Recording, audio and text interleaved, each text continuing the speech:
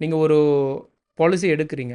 ம். பாலிசி எடுத்ததுக்கப்புறம் உங்களுக்கு வியாதி வருது அப்படிங்கும்போது ம். கண்டிப்பாக அந்த இன்சூரன்ஸ் கம்பெனி உங்கள் ரிஸ்க்கை வந்து பேர் பண்ணி தான் ஆகணும். ஸோ அதுக்காக தான் பாலிசி எடுக்கிறதுக்கு முன்னாடியே உங்ககிட்ட இருந்து அந்த மெடிக்கல் டிக்ளரேஷன் எல்லாமே கலெக்ட் பண்ணிக்கிறாங்க.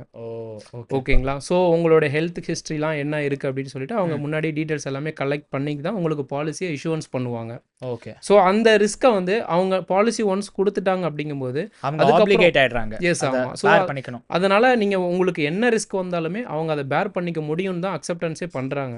ஓகே. ஸோ அதனால் அவங்க அக்செப்டன்ஸ் பண்ணி தான் ஆகணும். ஸோ இதில் இன்னொன்று இருக்குது. என்ன அப்படின்னு பார்த்தீங்கன்னா, இப்போ நீங்கள் ஏதாவது ஒரு வியாதி வந்ததுக்கு அப்புறம் சம் இன்சூர்டை இன்க்ரீஸ் பண்ணணும்னு நினைக்கிறீங்க அப்படின்னா மோஸ்ட் ஆஃப் த கம்பெனியில் வந்து இன்க்ரீஸ் பண்ண விட மாட்டாங்க. ஓகே. ஏன்னா அவங்களுக்கு ரிஸ்க் அதிகம். ஓகேங்களா? ஸோ இப்போது உங்களுக்கு டிசீஸ் வந்ததால் கம்பெனிக்கு நிறைய கிளைம்ஸ் வரும், ரிஸ்க் அதிகன்றதால மோஸ்ட் ஆஃப் த கம்பெனியில் உங்கள் கவரேஜை இன்க்ரீஸ் பண்ண விட மாட்டாங்க.